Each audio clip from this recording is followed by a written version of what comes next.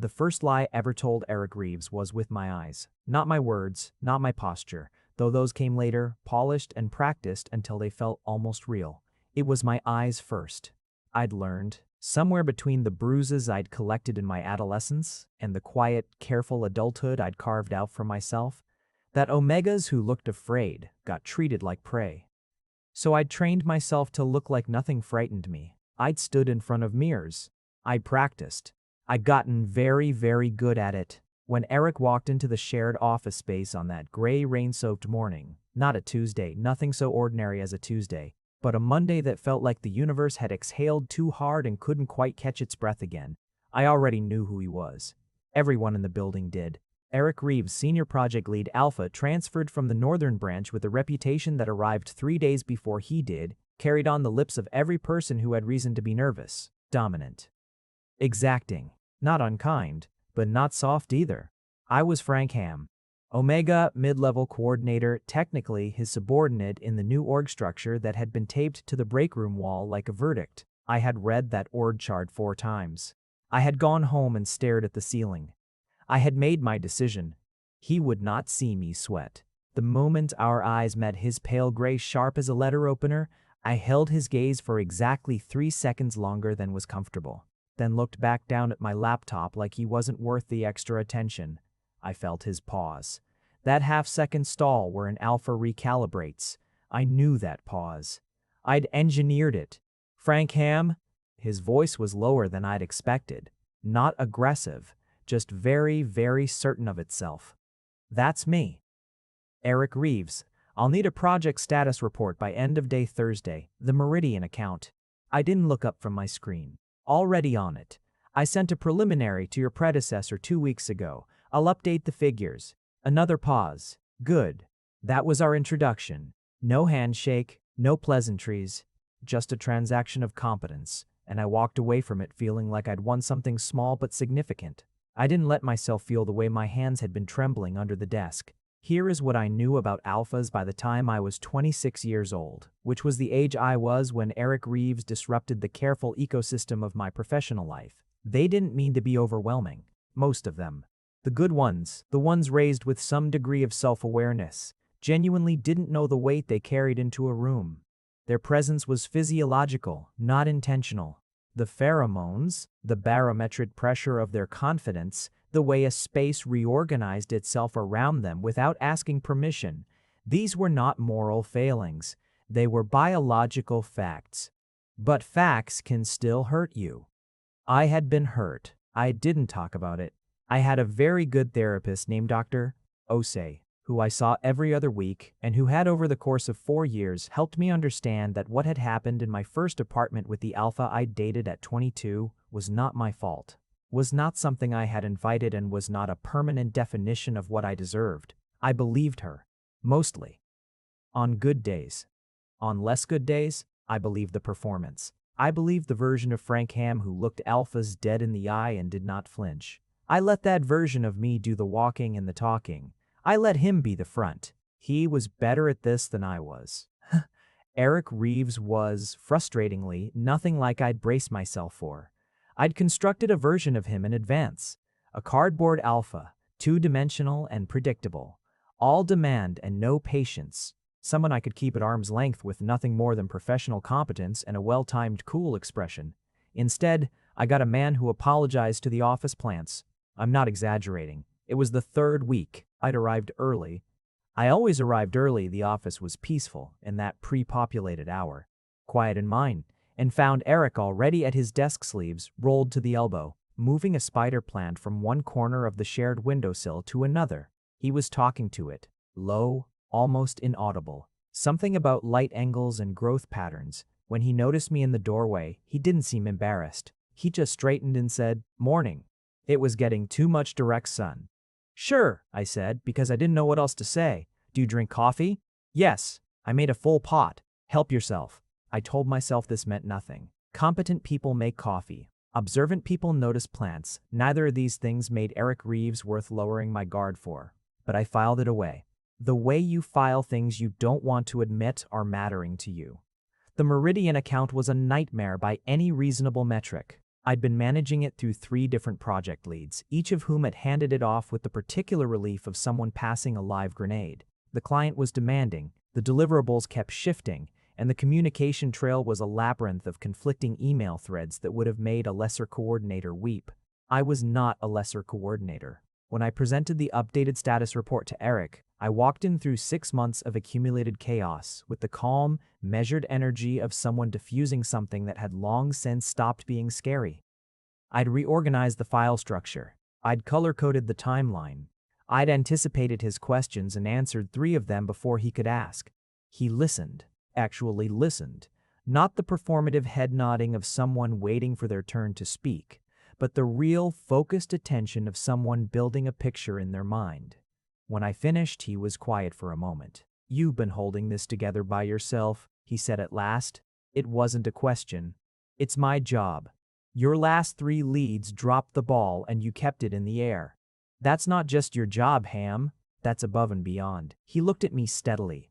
"I want to make sure you have the support you need going forward. What would actually help you?" I had prepared for pushback. I had prepared for a restructuring, for being told my methods were inefficient, for any number of small professional indignities that alphas in positions of authority had subjected me to over the years. I had not prepared for to be asked what would help me. A point of contact at the client side with actual decision-making authority, I said, because the words were already there, the answer I'd wanted to give for months. Right now, I'm talking to 3 people who each think the others are in charge. It's a time drain and it creates ambiguity in the deliverables. Done. I'll have that sorted by Wednesday. He picked up his pen and wrote something. "What else?" I stared at him. That's it for now." "Okay." He went back to his notes. "Good work on this, Frank." My first name. He'd used my first name. The formality had slipped so naturally, so unselfconsciously that I wasn't sure he'd even noticed. I gathered my materials and went back to my desk and sat very still for about 90 seconds, examining a feeling I didn't have a clean name for. It wasn't attraction. I told myself firmly that it wasn't attraction. It was respect, maybe. The strange, slightly alarming warmth of being seen as competent by someone whose opinion had begun, against my explicit wishes, to matter. The weeks following that first encounter established a rhythm I had not anticipated.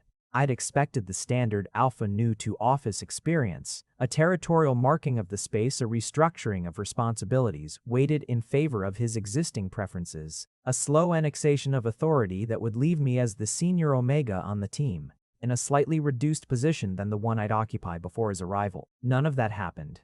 Instead, Eric Reeves did something stranger and more unsettling. He learned. He spent the first 2 weeks in listening mode, attending every meeting with that focused, undemonstrative attention of his, asking questions that were always precise and always relevant, never performing expertise he didn't yet have. By day 10, he knew the structural vulnerabilities of every ongoing project. By day 14, he'd identified 3 systemic issues no previous lead had bothered to address. I watched this from my usual position at the edge of every room and recalibrated, quietly, every few days. The cardboard alpha was getting complicated. I did not appreciate this. He asked me about the vendor invoicing system, Marcus said one afternoon, spinning in his chair with the low-grade wonder of someone who had stopped expecting pleasant surprises. Like, in actual detail? And then he came back an hour later with 3 ideas and asked if they were feasible. Asking before deciding. Novel. Frank. He's good. I know. I said it like it was a minor inconvenience, which, for me, at that point, it essentially was. What I did not tell Marcus was that I'd been watching Eric Reeves with the particular attention of someone who needed to understand a potential threat, and what I'd found was something that refused to cooperate with my threat assessment framework. He wasn't performing ease. He wasn't performing calm. He just was those things. And it was the genuineness of it that I found most disorienting, because fake calm I could work with. Real calm made me feel the absence of my own. The performance held for 6 weeks. I was proud of that, later, when I had enough distance to be proud of anything. 6 weeks of steady professionalism, cool composure, and a carefully maintained impression that Frank Ham was simply a self-possessed man who required nothing and feared nothing and moved through the world like someone who had never once lain awake at 2 in the morning convincing himself that the sound of footsteps in the hallway outside his apartment was not, in fact, a threat. 6 weeks. The fracture came from an unexpected direction. A quarterly review meeting that overran by 40 minutes, a room that had been too warm since the radiator malfunction no one had fixed, and a junior team member named Colton who had, with the confidence of someone who had never been wrong about anything in his life, talked over me 4 times in 90 minutes.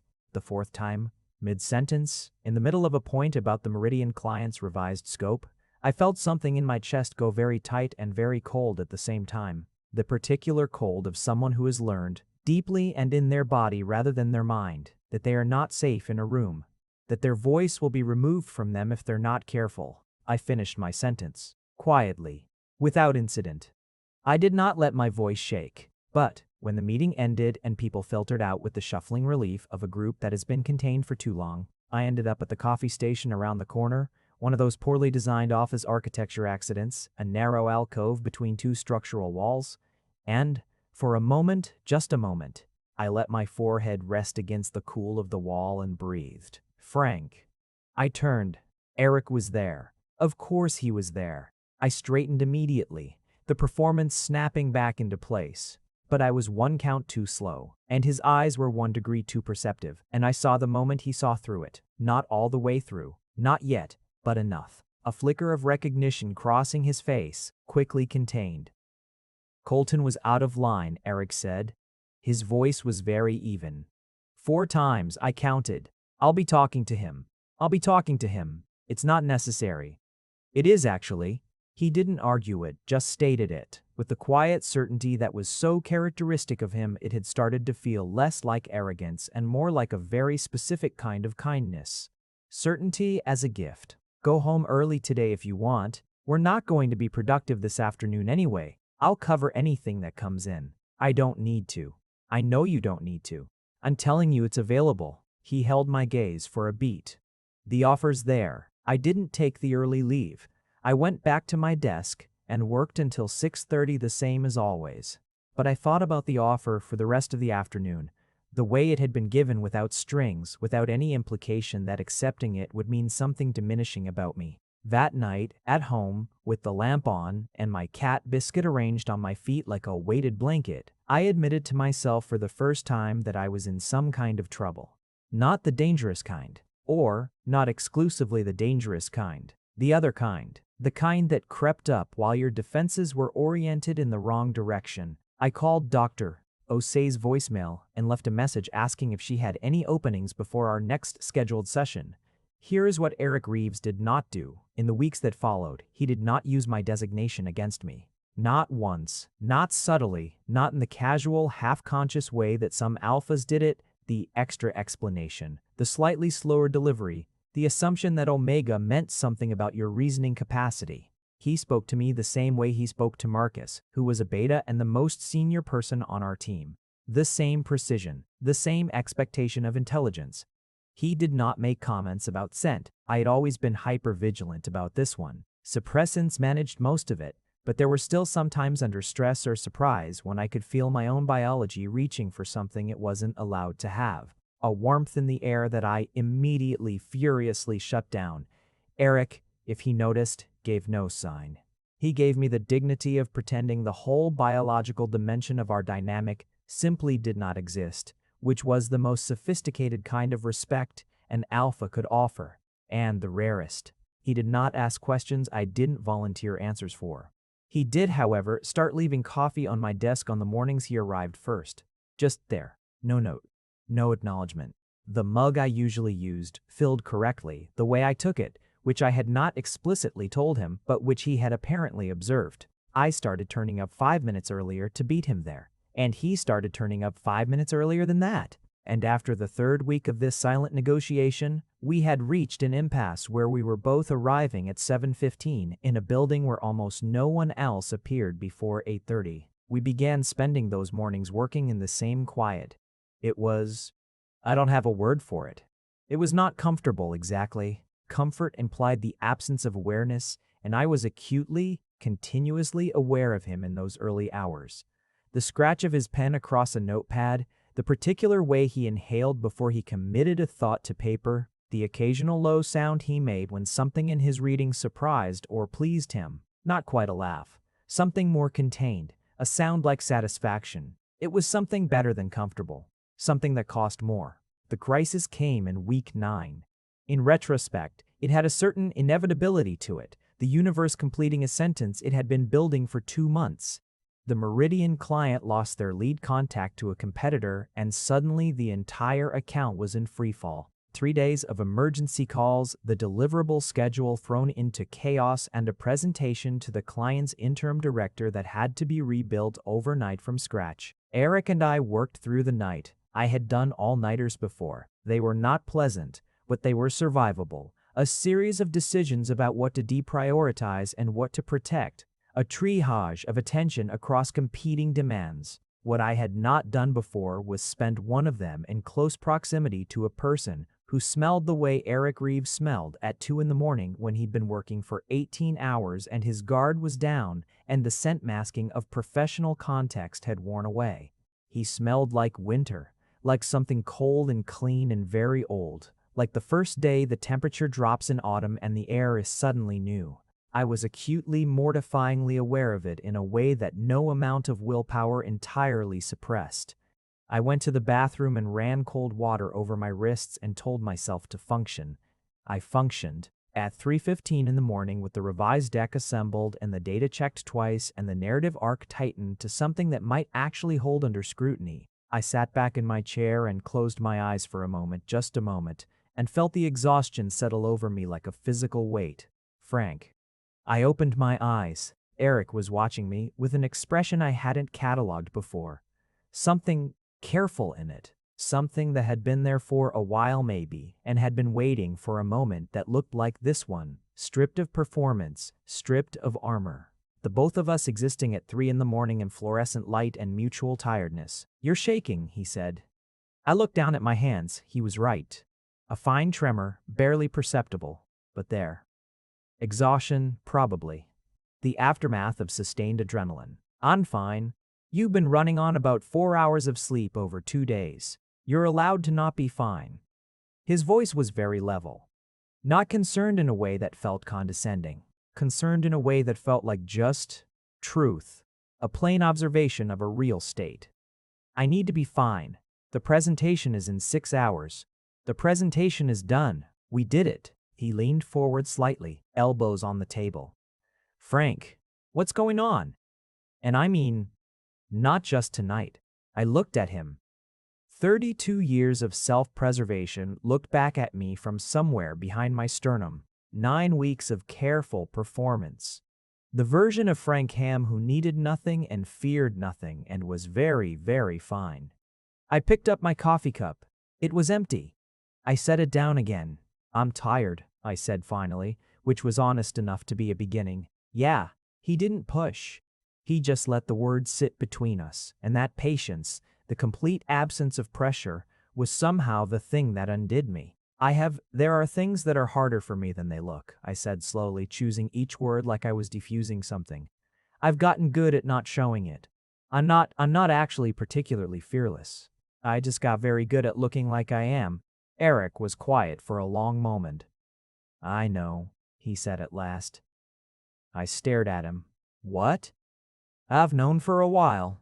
There was nothing triumphant in it. No gotcha. Just a quiet, steady thing. I didn't say anything because it wasn't mine to say. It's your business. But for what it's worth, the Frank who is actually scared sometimes, that person isn't less impressive to me than the one who acts like he isn't. He paused. If anything, the fluorescent light hummed. Somewhere outside, a car passed. "That doesn't make any sense," I said, and my voice came out strange. Rougher than I meant it to. "You've been doing something very difficult for a long time," Eric said. "Not just the job, the other thing." He gestured slightly, a careful, restrained gesture that somehow encompassed everything I hadn't said. "The managing of it. That takes more strength than pretending nothing is hard at all." I didn't say anything for a very long time. Then, you shouldn't have told me that. Why? Because now I don't know how to talk to you. He smiled at that, the first full, unguarded smile I'd seen from him in 9 weeks. Not the small professional acknowledgments, but something real. Something that reached his eyes and changed the geometry of his face entirely. It was devastating, if I was honest with myself. The kind of devastating you don't recover from the same way you were before. Same way you have been, Eric said. That worked fine. The presentation went well. I say that flatly as a fact because it deserves to be acknowledged. We walked in at 9 in the morning on less than 3 hours of sleep between us. We delivered something coherent and compelling. And the interim director shook our hands and asked for a follow-up meeting to discuss expanding the scope of the engagement. I was on autopilot for most of it. Some high-functioning, practiced part of my brain ran the slides and answered the questions while the rest of me was still back in the conference room at 3:15 in the morning, sitting across from Eric Reeves as he said things I had not given him permission to understand about me. On the cab ride back to the office, Eric fell asleep within 5 minutes, his head tilted back, jaw slightly slack, the fierce composure he wore like armor completely absent. He looked human, which sounds like a small thing to notice about a person, but it wasn't. It was the thing that got me. I looked out the window and admitted to myself that I was in love with him.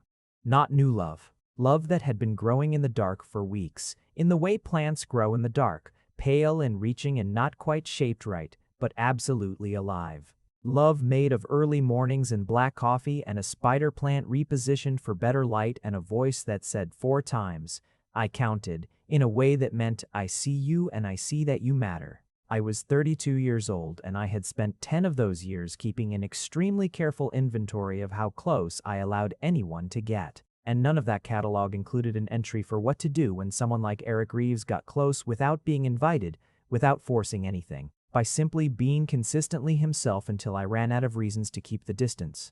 When we got back to the office, I went straight to the bathroom, ran water over my face, and said out loud to my own reflection, "This is a problem." My reflection did not disagree. The shift after that night was not traumatic. Nothing announced itself. There were no declarations, no sudden architecture of a different relationship.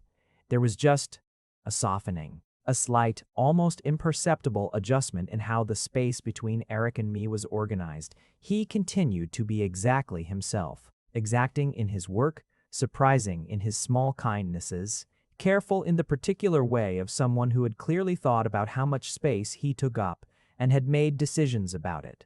He did not ask me to explain what I'd half confessed at 3 in the morning. He did not make it strange. He simply filed it somewhere, some interior drawer of him, and continued. The difference was in me, in the way the performance started incrementally to loosen. I began leaving small gaps in the armor. Not removing it. I wasn't ready for that. Might never be ready for some of it. But leaving seams visible. Admitting when a task was more complicated than I'd anticipated.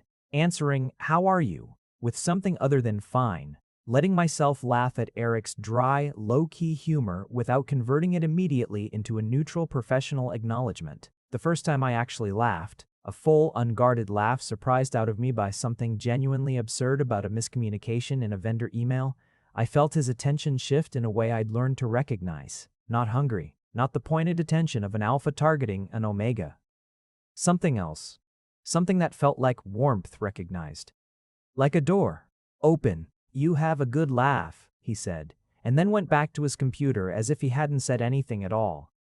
I sat with that sentence for the rest of the afternoon. The next 2 weeks were quiet in the way that sometimes precedes something louder. Eric didn't mention the alcove moment. He had, apparently, the extremely sophisticated social grace of knowing when to let something sit. He spoke to Colton as promised. I heard about it secondhand from Marcus, who reported that Eric had done it privately without ceremony, without making it a performance of authority, and that Colton had emerged from the conversation looking chastened in a way that came from actual understanding rather than humiliation. Whatever Eric had said, he'd said it in a way that had reached something real. I added this to the file I was not consciously keeping on him. The file of evidence that required a verdict I kept postponing. It was during this period that I noticed the shift in my own mornings. The early arrivals had become, quietly, the part of the day I most depended on. Not because of the coffee, though the coffee was good, because of the particular quality of two people working in close proximity without the requirement to perform relationship or professionalism. We simply existed in the same space, and the space did not require anything of us. I hadn't known how much I'd needed that, a place that wanted nothing from me, until I found one. I began to understand, in those mornings, something about why the performance was so exhausting. It was not the strength it took to maintain. It was the loneliness of it. The way pretending to need nothing guaranteed you would receive nothing. A perfect circle of self-sufficiency that looked, from outside, like power, but felt, from inside, like a room with no doors. Eric, without asking permission and without knowing he was doing it, had left a door open. I wasn't ready to walk through it yet, but I knew it was there. Dr. Osei said something useful in that period, in one of our bi-weekly sessions that I'd started attending more faithfully. You know the difference between trust that's built and trust that's performed, she said. You've spent a long time performing it, performing the absence of need for it, acting as if you're someone who didn't require it. What's happening with Eric is that real trust is starting to form.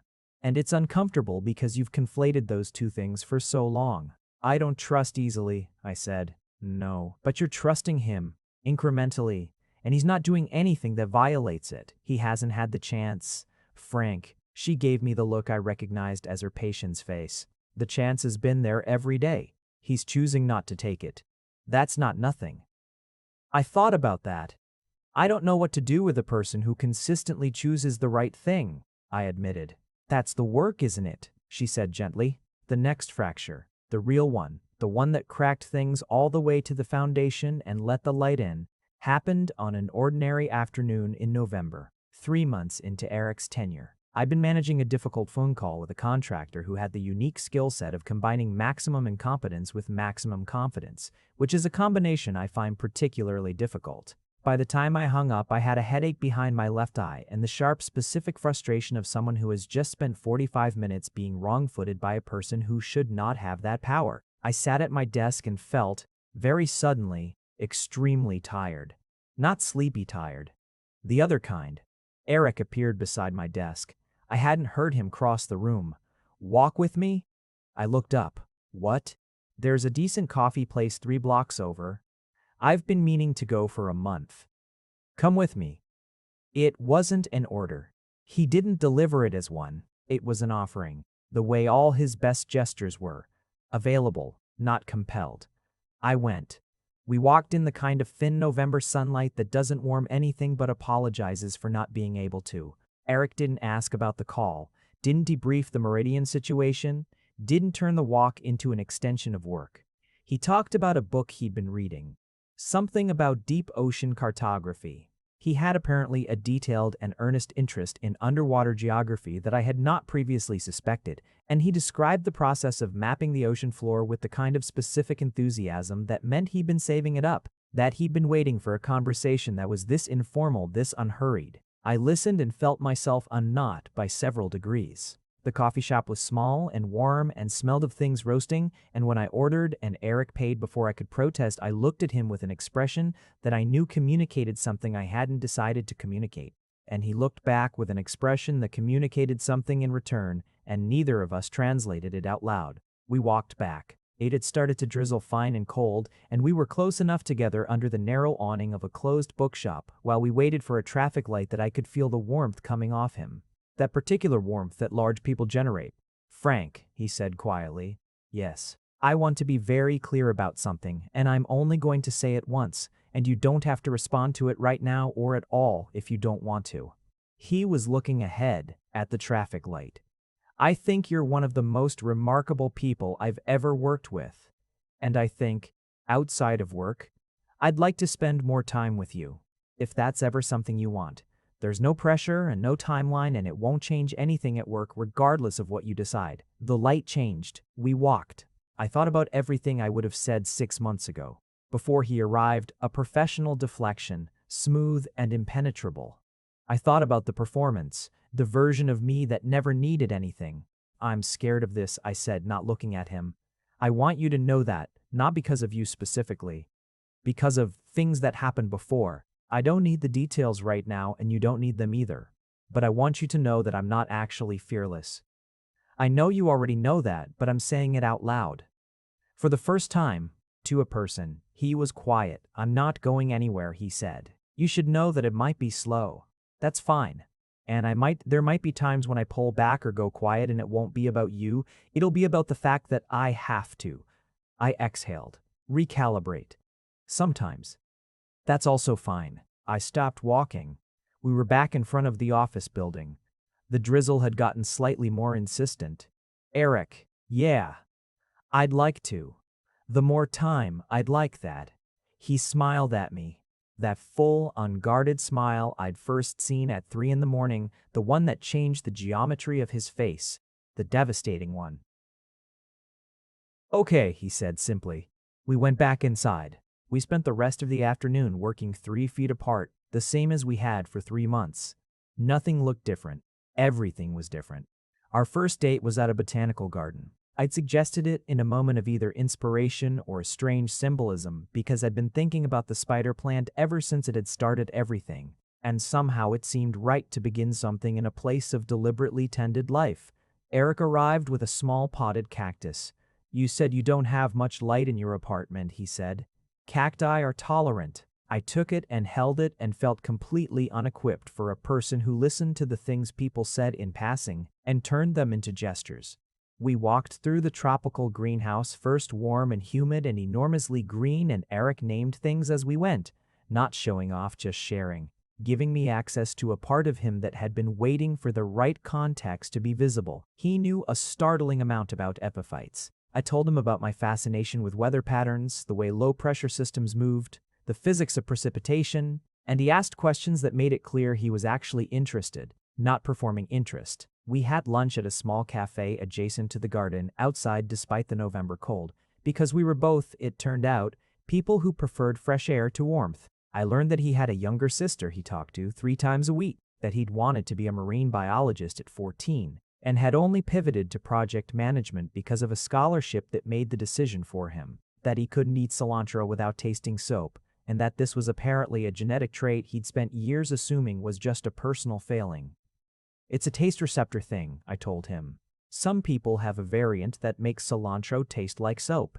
It's not weakness. I know that now. At 20, I just thought I was being dramatic. Were you dramatic at 20? No. I was trying very hard not to be anything at 20. He said it simply, without particular weight, but I heard the weight in it anyway, the same weight I carried in some of my own sentences. I figured out later that trying not to be anything is its own kind of drama. I did the opposite, I said. I decided to be something very specifically, the unfrightened version of yourself. I looked at him. You really do just say the exact thing, don't you? I've been told it can be unsettling. It is, I said. It's also, I don't know. I don't have a word for it. You don't let me maintain things that aren't real. Is that bad? I considered my cactus, sitting between us on the table. No, I said. It turns out it's not bad. The weeks that followed were a study in learning a new grammar. I had a grammar for professional relationships, honed over years, precise and reliable. I had, more haltingly, a grammar for friendship. Marcus and a few others who had crept past my perimeter in ways I'd allowed in small doses. I did not have a grammar for this, for someone who showed up at the edge of my life and wanted, evidently, to know all of it. Eric was patient in ways that looked effortless but which I was beginning to understand were not. He was patient about the nights I went quiet, about the times I said, I'm fine, when I clearly wasn't and didn't want to discuss the gap between the words and the reality. He didn't push. He was simply present, available, a consistency I could navigate by. In return, I tried. That was the active word, tried. I tried to answer honestly when I could. I tried to say I'm having a hard day instead of I'm fine. I tried to let him make dinner for me when he offered without spending the entire meal calculating what it would cost me in autonomy. One evening, rain soaked a Thursday his apartment and not mine, because his had more natural light and a better layout, and because I'd noticed I breathed easier in rooms where I'd chosen to be rather than rooms where my presence had been arranged around me. I sat across the kitchen table from him and said something I had never said to anyone who was also an alpha. I'm afraid sometimes that it's all going to change. He looked up from the pasta he was making. Change how? That you'll decide. I don't know. That the real version of me is more trouble than the version you've seen. That it's easier to want someone who isn't complicated. Frank. He set down the spoon. Look at me. I did. I'm an alpha, he said with a kind of deliberate, careful directness. I know what that has meant for you. I know the history of that. Not your specific history, you haven't told me all of it and I'm not asking, but the general shape of it. I know that trust for you isn't a baseline. It's something you have to choose actively against your own better judgment. He came around the table and crouched down to my eye level, which was an extraordinary thing to do, that deliberate reduction of scale. I've been watching you choose it for months. Every day you let me a little further in, that is an act of courage, not the pretend kind, the real kind. And the complicated you're calling yourself. That's the part I want. That's the part I'm here for. I breathed, in and out. You're doing the exact thing again, I said. What thing? Where you say the precise correct thing and I don't know how to handle it. You handle it the same way each time, he said, which was almost funny because it was true. I went very still and breathed, and then let myself believe the thing he had just said. That was my method. It was the only one I had. Okay, I said. Yeah? Yeah. He stood up, went back to the pasta, and we ate dinner in the comfortable, specific quiet that had become one of my favorite things in the world. I told him about Daniel on a Saturday in December, not because I'd planned it. I'd had no plans for that day except a bookshop on the corner and maybe a film. The ordinary, pleasant architecture of a day without agenda. But something about the quality of the morning, gray and still, the kind of morning that seemed to hold its breath, made the story available in a way it hadn't been before. We were in my apartment. He'd stayed over for the first time the night before on the couch because we were taking things slowly, and I needed that. And I'd woken up at 7 to find him in my kitchen having a quiet, earnest conversation with my cat Biscuit about whether cats had preferences regarding window orientation. Biscuit, who hated everyone, was purring. I made tea. He joined me on the couch. Biscuit occupied the space between us with the proprietary confidence of someone who believes the entire world was made for their comfort. There's something I've been carrying for a long time, I said. I want to tell you, not because you need to know it, but because I've been thinking about what it means to actually trust someone, and I think it means being willing to say the hard things out loud. Eric was very still beside me. The quality of his stillness was always something I noticed. It was an active stillness, full of attention, not absence. Okay, he said simply. So I told him. I told him about Daniel, who I'd met at 22 when I'd known nothing about the difference between an alpha's natural gravity and something used as a weapon, who had been charming and confident, and who had known with the instinct of a particular kind of predator that I was an omega who desperately wanted to be seen as strong, and had used that, had created a world in which the only proof of my strength was not needing help, not asking for protection, not naming what was happening as what it was. I told him about the gradual erosion. The way control had presented itself as care, the way my attempts to assert myself had been reframed as ingratitude, as aggression, as a failure of the omega temperament, the way I'd gotten very, very good at shrinking myself in that apartment, at making myself small in the ways that kept the peace, and how that smallness had started to feel, eventually, indistinguishable from who I was. I told him about the night I left, which was not dramatic, which was perhaps why I'd always found it so hard to explain. I just decided. Quietly, on an ordinary night, packed a bag while he slept and left and didn't go back, and the absence of drama had somehow made it harder, not easier, because the narrative I'd needed was something that would have legitimized what I knew to be true, and instead there was just a choice made in the quiet, with no one to confirm it was the right one. Eric listened to all of it. When I finished, the apartment was very quiet. The gray morning had gotten slightly lighter, a thin winter sun attempting something behind the clouds.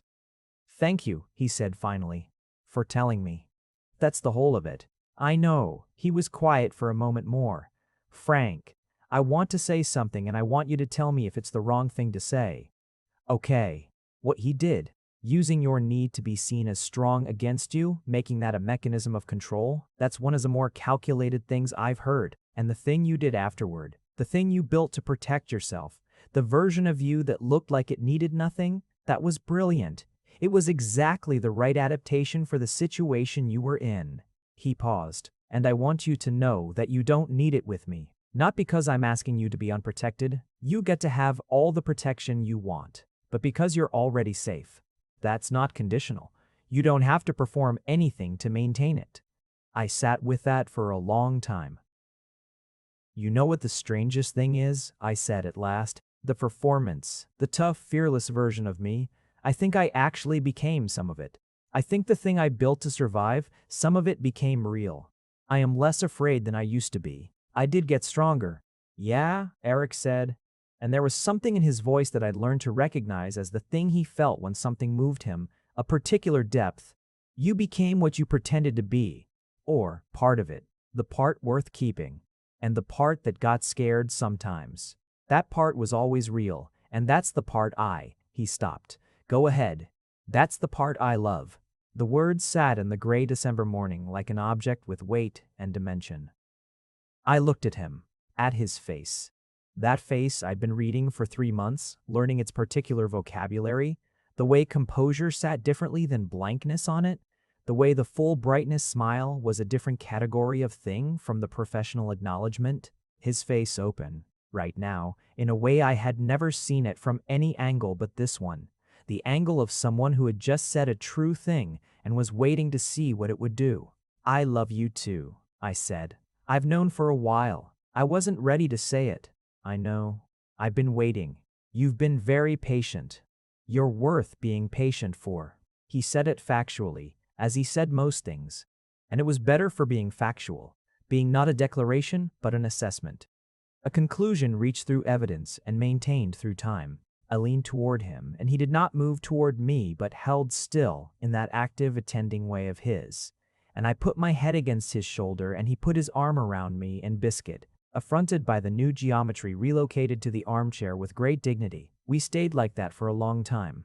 The winter sun finally decided what it was doing and came through the window properly, and the apartment became warm, and I was Frank Ham, who had spent a decade being afraid of exactly this. Not the vulnerability of it, but the wanting it, the need of it, the exposure of needing it. And I was not performing safety. I was actually there. It was terrifying. It was the best thing I had ever felt. Spring came. The way spring always comes in a city. Suddenly, sideways. A Tuesday that's still gray, followed by a Wednesday that's all of it at once. Blossoms on the street trees. A shift in the quality of light. Eric moved a new plant into the office. A monstera because apparently his commitment to botanical welfare had no ceiling. He situated it in the corner with the morning light and spoke to it briefly in an undertone. A greeting, some explanation about watering schedules. I watched him from across the room and felt what I felt every time I let myself feel it, a kind of quiet astonishment.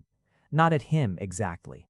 At the fact that I was still there, that I had not retreated, had not found a reason to create distance, had not given in to the part of me that kept waiting for the structure to reveal its flaws. The structure was holding. That morning, Marcus had asked me, with the careful casualness of a friend who'd been waiting a while to ask it, so you and Eric. He'd left it there, a question without question marks. Yeah, I'd said. You seem different, he'd said. Better different, like more here. I'd thought about that. More here, that was one way to put it. I was more here, more present in my own life. Less dispersed across the management of performance and preemptive defense. More Frank Ham, and less the fiction of Frank Ham. Still with the edges, still with the moments of tightening, still with the learned responses that would take years more to fully understand and integrate. But here, choosing to be here, Eric turned from the monstera and found my eye across the room, and something passed between us in the familiar language we built. A language made mostly of small gestures and the particular weight of silences, of a look that meant I see you, and a look that meant I know, and a look that meant still here. He made a small gesture with his head toward the coffee pot. I had been there first today. I had made the coffee. His mug was already full. The look on his face when he realized it was, I don't have a word for it. I've been trying to find one for months. The closest I've come is the face of someone arriving somewhere they thought might not exist. I'd felt that face on my own face, from the inside, more than once.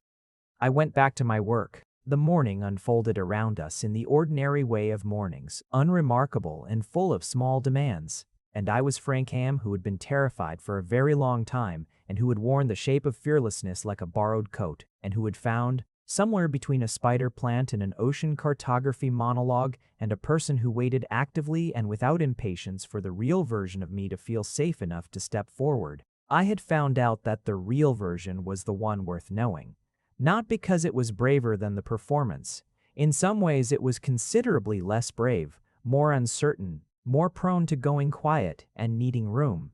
But because it was actual, because it was mine, because when Eric said I love you to it, he wasn't saying it to a construction. He was saying it to whatever I actually was, complicated and still healing and very real. The spring light came through the window and laid itself across the monstera and the spider plant and the row of ordinary office furniture, and two people who had found something in an open-plan office on a gray Monday that turned out to be worth more than anything either of us had been performing. I was not fearless. I was just no longer alone with the fear. That, it turned out, was enough. There is a version of this story that I could tell more cleanly. A version in which my arc is linear and the milestones are clearly marked, and there is a moment, identifiable and singular, where I crossed from one state of being into another and did not look back. That version would be a lie. The truth is that healing from the kind of thing I'd lived through at 22 is not a story arc. It is a climate. You don't arrive somewhere and find yourself healed. You find yourself having gone 3 months without a particular kind of bad night, and then you have one. And you assess it against the previous one and note that it was shorter or less consuming, or that you reached for your phone and sent a message to Eric and he replied within minutes, and that made it bearable in a way it hadn't been when you were alone with it. Eric knew about the bad nights. Not from me telling him a single complete account, though I told him the story of Daniel eventually, and that mattered enormously, but from accumulation, from the pattern of me over months. He was, by profession and disposition, someone who looked at patterns and drew conclusions, and the pattern of me over the months we knew each other told him things I hadn't chosen to say directly. He never used this as leverage. He never made me feel that he was keeping score of the evidence or building a file on my vulnerabilities. He simply received what I gave him and put it somewhere careful and did not come back to it unless I invited him to. This was, I came to understand, its own form of love. Not the demonstrative kind, the structural kind, the love that shows up in what someone does not do, does not push, does not exploit, does not keep a ledger of what you owe. I'd spent 10 years deciding that kind of love was either mythological or irrelevant to me, since I was the version of Frank Ham who needed nothing. Finding out it was real, and finding out it was available, and finding out I could receive it without my entire architecture collapsing, this was the actual work. The work that had no tidy milestone. The work that just quietly went on. Eric had a habit, in the early months of our relationship, of asking me questions I hadn't thought to ask myself. Not intrusive questions, not therapeutic excavation. Small questions. The kind that came sideways when we were doing something else entirely, when the conversation had been about something completely different, and then he'd pause and ask something that was somehow exactly the right thing to ask, at exactly the right moment. What did you want to be when you were 10? He asked me once, in the middle of us rewatching a documentary we'd both already seen. We'd paused it to argue mildly about something I no longer remember. I thought about this seriously. A meteorologist, I said, or a cartographer. I couldn't decide. I liked the idea of making maps of things that moved. He was quiet, absorbing this. Maps of things that moved. Weather patterns, ocean currents, things that are real but that you can't hold still. Did you ever? My parents wanted something more stable. By the time I had any real autonomy over my choices, I'd convinced myself it was a childish idea. He didn't say anything for a moment. Then, you're basically a cartographer. You map complicated things and make them navigable for other people. That's what you've been doing with the Meridian account for 6 months. I looked at him. I'm not being nice, he said, reading my expression correctly. I'm being accurate. You turned a chaos into a map. That's the skill. I turned back to the documentary. Inside, quietly, I was doing something I'd done many times with Eric by then, placing a thing he'd said in a specific location within myself, in the category of things I would return to. A collection, by that point, with considerable volume. The spring Eric and I became something official, though we never used that word, because it implied a transition point, and what had happened was more like a gradual suffusion of light than a switch being thrown. My sister called me for the first time in 8 months. Maya and I had a complicated relationship. She was 3 years older, also an Omega, and had made decisions about her life that looked from the outside like everything I'd rejected. A traditional domestic structure, a maid whose alpha nature she described with complete comfort. A life organized around things I'd spent years defining myself against because the alternative narrative, the one where an Omega's life looked like mine, was the only one I'd been able to trust. We were not close. We loved each other in the tectonic, unavoidable way of siblings, but the distance between our choices had created a conversational awkwardness that neither of us had quite managed to bridge. She called because of a birthday. Mine. I'd forgotten it was coming. I'd been bad at birthdays since the Daniel years, when they'd become complicated. You sound different, Maya said, 20 minutes into the call after we'd navigated the surface-level catch-up that served as our usual mode. Do I? Lighter. She paused. Is there someone? I hadn't told her anything. I hadn't told her I was dating. Anyone hadn't mentioned Eric in any of our occasional messages, had kept that entire dimension of my life folded and private in the way I kept most things private still, as a habit that hadn't yet been unlearned. Yes, I said. The pause was the kind that contained things being reorganized. Who? His name is Eric. He's someone I work with. An alpha? Here was the thing about Maya. She asked the questions no one else did, because our shared history gave her a particular kind of access. She knew what had happened with Daniel in the general shape, if not all the details. She'd been one of 2 people I'd told in the first raw months after I'd left, when telling anyone at all was the hardest thing. Yes, I said. And you're okay? The question was not condescending. It was the question of someone who knew the specific weight of what I'd carried. I'm good, I said. Actually good, not performance good. Another pause, longer. Tell me about him, she said with a warmth in her voice I hadn't heard from her in years. Or maybe had never heard in this particular register. The warmth of someone who had been worried for a long time about a specific thing and is beginning to allow themselves to stop. So, I told her about Eric. I talked for 40 minutes, which was 40 minutes longer than I'd told her about anyone in years, and somewhere in the middle of it, I realized that telling the story was also somehow a way of fully arriving in it, like the story became real in the telling in a way it hadn't quite been before. He sounds like exactly what you needed, Maya said when I wound down. I didn't know that's what I needed. I know. Something gentle in her voice. You never did. We stayed on the phone for another hour, and by the time we hung up, something between us had loosened some long-held tension, some structural rigidity that had been there so long I'd stopped perceiving it as a thing that could change. We made plans to have lunch, actual plans with an actual date, and I hung up the phone and sat in the spring evening light of my apartment and felt, all at once, something like abundance. A word I'd have rejected 6 months ago as sentimental. Now it was just accurate. I told Eric about the call that evening. We were at the botanical garden again. We went back periodically because it had become ours in the way that first places become yours, and the spring greenhouses were extraordinary. Everything excessive and blooming in the warm enclosed air. She asked if you were an alpha, I said.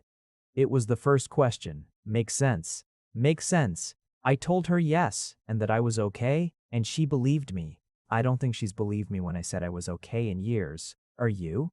He glanced at me. Still okay? Yes. I thought about it properly. The same way I thought about most things when I was with him, without the usual layer of fast analysis between feeling and articulation.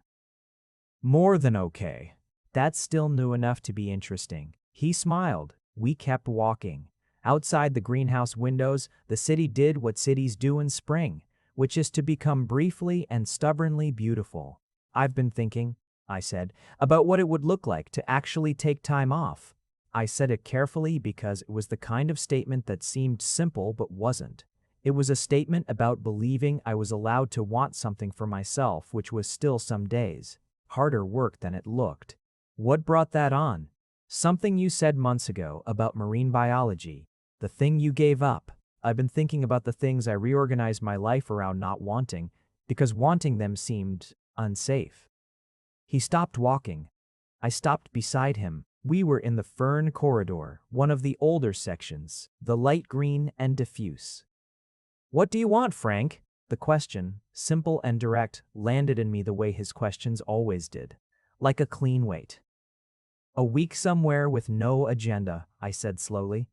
"Somewhere I can watch weather come in over open water. I want to wake up late and read for 3 hours if I feel like it. I paused. "I want you there." He looked at me with that expression, the one I'd been cataloging for months and still didn't have a name for. The one that looked like someone finding exactly the right word in a language they'd been learning. "Pick somewhere," he said. "I'll sort the rest." We went in early summer. A coast, a rented house that sat high on a cliff above a gray-green sea, battered enough by previous summers to feel unpretentious, with a porch that faced the horizon and a kitchen that smelled of wood and salt. We drove the last hour with the windows down and the radio on some indifferent station and talked about nothing consequential, which had become one of my favorite modes, the conversations that carried no weight, that were just the sound of two people who were comfortable in the same space. The first morning, I woke before he did and sat on the porch with tea and watched a weather system move in from the west. It was magnificent in the specific way that raw meteorology is magnificent. Not picturesque, but true.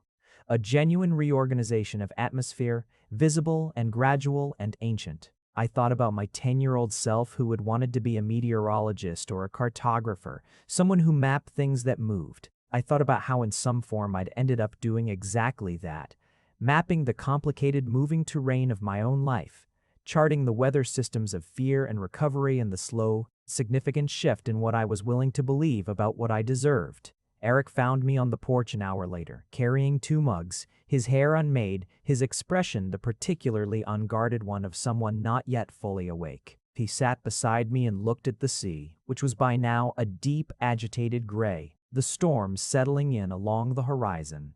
"It's going to rain," I said. "Yeah." He handed me a mug, took the other, looked at the horizon. "Beautiful, though. I used to think weather like this was threatening.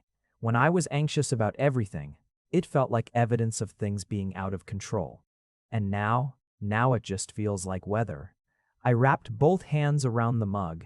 It's nice to have something feel like just the thing it is. He looked at me. "A lot of things feel like just the thing they are now, I think."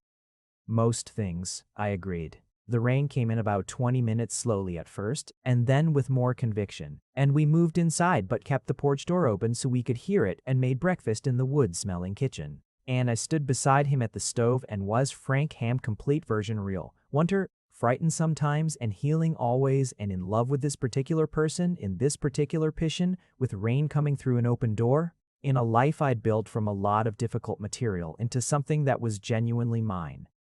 It was enough. It was, in fact, more than enough. It was everything. If you made it to the end, you're my kind of person. Leave a subscribe, comment down your favorite part of the story, and if you want early access to videos, exclusive content, or just want to support the channel, hit that join button right below the video. Even one member genuinely means the world to me. See you in the next one.